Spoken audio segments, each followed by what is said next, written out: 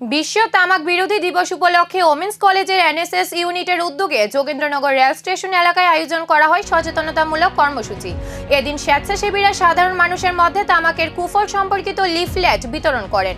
পাশাপাশি বিভিন্ন সচেতনতামূলক স্লোগানের মাধ্যমে তামাক ও নেশাজাতীয় দ্রব্যের ক্ষতিকর প্রভাব সম্পর্কে জনসচেতনতা বাড়ানোর চেষ্টা করা হয়।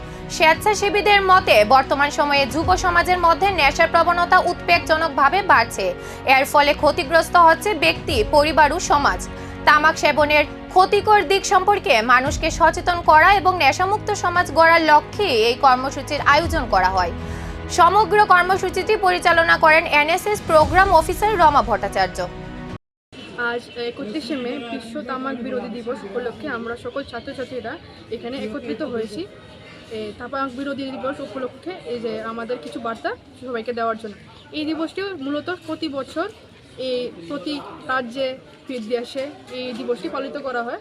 এই দিবসের মাধ্যমে বোঝানো হয় প্রত্যেক লোকদের যে তামাক সেবন করা এবং নানা রকমের মদ্যপান করা, অর্থাৎ বিভিন্ন রকমের নেশাযুক্ত খাবার খাওয়া বা জিনিস গ্রহণ করা আমাদের জন্য।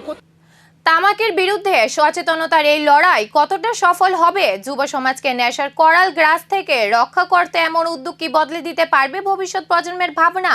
উত্তর লুকিয়ে রয়েছে সমাজের সম্মিলিত সচেতনতায়।